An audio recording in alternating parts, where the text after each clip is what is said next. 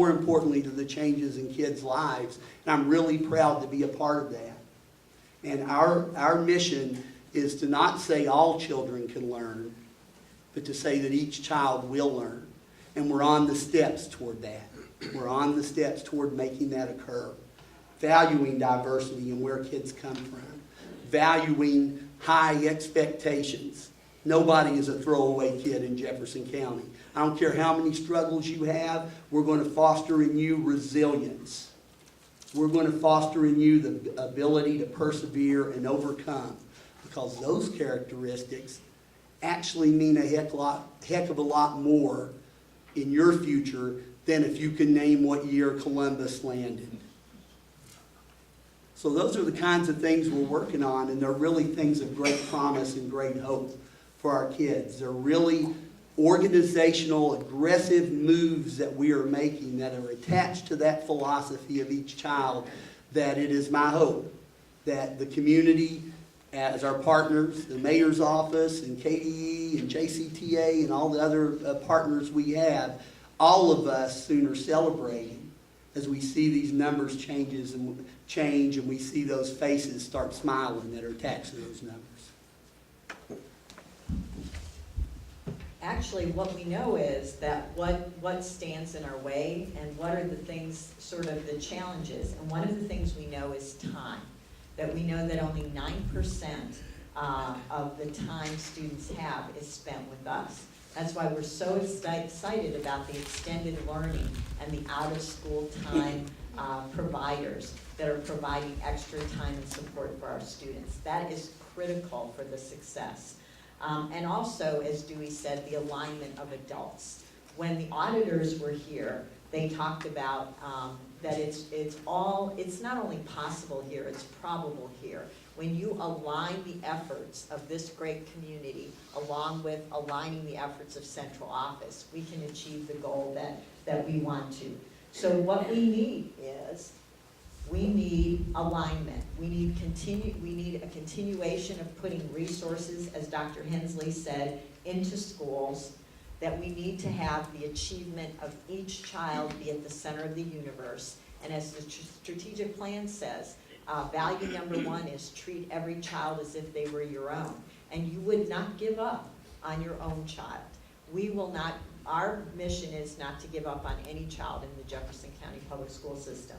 And as Mr. Marshall said, to find the way that works for that individual child. Then we need everyone, as the mayor so eloquently says, is to step up and be a part of implementing the strategic plan. The other thing that we need to do, and we need your help, is to celebrate successes. I've been to over 200 school visits and I've not even been here 2 years. There are wonderful students accomplishing wonderful things. We have fantastic teachers accomplishing wonderful things. So it is really the job of this community and of JCPS to celebrate what is working while we do the work of making it work for every child. And the other thing that nobody's good at, and I'm the worst at, is patience. That it will take time, but if we stay the course and implement the research-based strategies in this plan, collaboratively with our partners, we will get to the destination that we want. But it will take time. So one of the things John Murdoch, who is the lead auditor in the curriculum management audit, said is, there aren't headwinds in Louisville, there are tailwinds. So we have the will to do this in the Jefferson County Public School System, and they recognized that and the power of this community. So what we know is that the role of JCPS, if we're talking about partners and we're talking about what we need to do, is we need to own the success of every child. When I go into schools, I see that. I see data walls where staff is owning, the whole staff is owning every child. And I see students who are already college and career ready trying to help the students who aren't become college and career ready. So there's great ownership in our schools for every child. And we're all accountable for achieving our vision that all JCPS students graduate prepared. So what does success look like? We can't rest until all students graduate prepared. And we cannot rest until every one of our schools is improving, because we have students that are not being successful in all of our schools. We have students that are being successful in all of our schools. So as Dr. Hensley said, it's really about not only turning around 18 schools, it's about turning around a district, but it's about the turnaround is at the point of every child. So that is really what we're about, is lifting 155 schools, not just 18. And the last thing that I did want to mention is parent involvement is critical. And we don't want to not put parent involvement and the importance of parent involvement in this equation. So we celebrate and appreciate parent involvement, and it's part of this plan. And we know the power of the parent portal. We know that when you as parents can go in the parent portal and see how your child is doing, that gives you information that's very helpful to having them be successful. We're committed to parent meetings and conferences. Many have been held throughout the district, and we're committed to continuing to do that. And we're also about creating parent leaders. Parent academies with the Urban League. We're partnering also with the Pritchard Committee. We also know that we have to empower parents with information. And honest, transparent information is key. But we want to end, Mr. Fields, on this note. It's not a me thing, it's a we thing.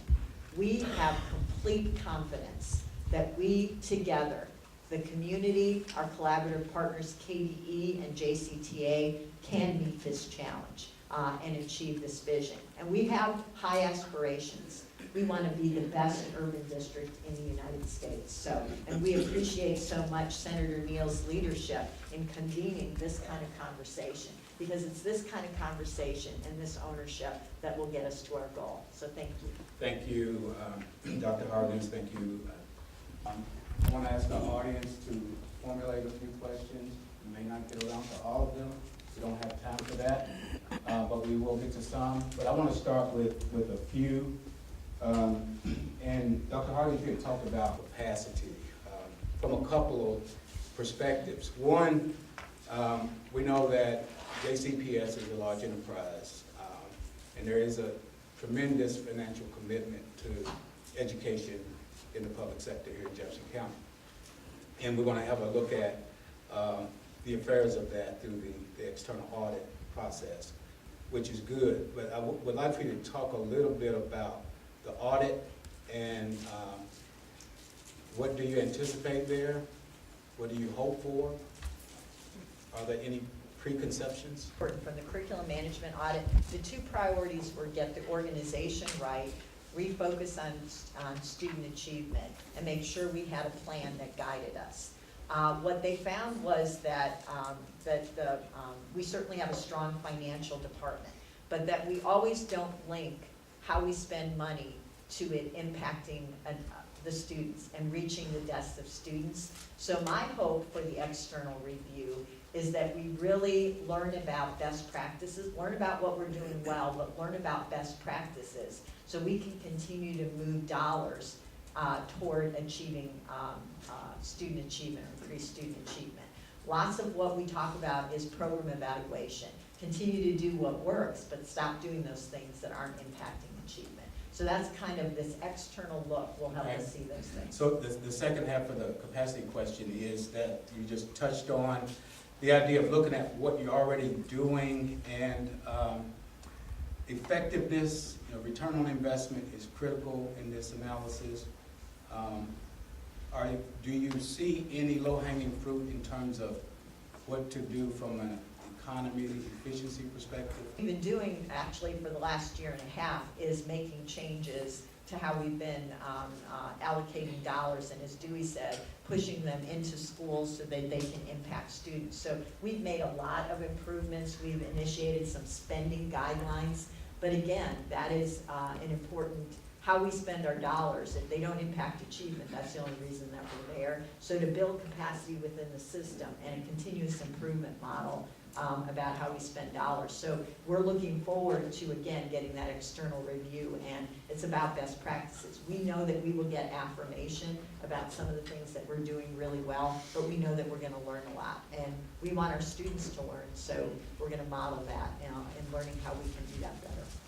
Okay, thank you for that. The return on investment that I'm referring to certainly is increased student achievement, and you talked about that the district, in its focus on addressing schools, is not looking at just the priority schools. You're looking at turning around the district. That said, there is concern about 40% of the district being African American students and the persistence of underachievement. So when we talk about return on investment from that perspective, the idea is how do we invest better, more effectively to get an increased return, meaning we need to see African American students improving. Now, I like the focus on what happens outside the classroom as much as inside the classroom, but what we're looking for is impact, solutions, things that happen at a more rapid pace than what we've seen in the trajectories that you've shown. What does that take? But actually, what it takes is, and what the plan is about, is putting systems in place. And that's really what KDE is about, and what Dr. Powers is gonna talk. The KDE teams are about helping schools put systems in place. On the district level, we're putting systems in place. So wherever a child is that's not achieving, that there is a system in place that, naming and claiming, as Dr. Hensley talks about, that there is a plan for every child. So when you look at our children that are not college and career ready right now, that we can easily see what are we doing about that. We have great data that tells us what kids need. Now it's about organizing and making sure the dollars are going where the need is, wherever that child is in the district. So it's not just for some schools. When a child isn't successful, we know right now. There's a famous quote that says, we all know as much as we need to know. It's a matter of what are we going to do with it. We have an at-risk dashboard, so we can identify students early on that are at risk of not graduating. The question is having an individualized plan and making sure the resources are there to support the kids or the students wherever they are. So to me, when you talk about building capacity and return on investment, it's about having those systems in place that catch every student, no matter where they are, in a priority school or non-priority school. Okay. John, you talked about cultural competence and the fact that you're doing a lot with training in cultural competence. And so I want to bring up this issue. I know we deal with racial disparity, and we talk about underachievement with African Americans, but we know African American males are really at the bottom when it comes to achievement. And when we understand that, I think last time I checked, about 70% of the faculty within Jefferson County were female. And a huge percentage of that were white female. So from an African American male perspective, you're kind of twice removed from a cultural connection standpoint to that population as a teacher, as a typical majority teacher at Jefferson County. It's called Minority Teacher Recruitment Program. There is an ACES program where we are looking for minority teachers. Research also says that seeing is believing. So if you ask John Marshall, if we started having polka dot kids, would you start recruiting highly, and understand this, not slouches. I'm not hiring an African American male that's a slouch teacher. Highly qualified polka dot teachers, yes. We have programs in place to do that, but it's also important to understand that there is, and one of the things that I think most school districts mess up in is assuming that there is a monolithic experience for the African American male. There are, and I know Tony and I know Carlos, we are all African American and we're all bald and we all have facial hair. But inside that group, just us three, there's a lot of diversity. There's a lot of things that you have to do. Now you have to consider the monolith, the fact that we're all African American males, and there are some things that we bring that are common. But there are some things that we bring to the situation that are not the same. One of the things that we have to do as it relates to our African American males, which is a very sensitive but also very scrutinized part as a cabinet that we talk about intensely, is look at this data and without apology start understanding that we need to equip teachers with what they need to do to reach them. We need to equip our parents with what they need to do and understand what you're sending your child into. Liz Caples is in the room, and she was my teacher. One of the things that we did well, and Dewey says this all the time, or that she did well, was there was this no opt-out strategy. I come in cool thinking I'm cute and all these things, but the way that she reached me is attachment before assessment. We had a relationship. When I started getting too far ahead of myself, there were teachers in place, trained with compassion, but also with an understanding that you will achieve, that said you will not do that. One of the things that we have to understand with our African American males is there is no other option. There is no other way that we're going to do this. So when we talk about the African American male, Kevin, and we talk about the fact that they are low right now, I think one of the things that we need to consider and address is, are we understanding from which they came?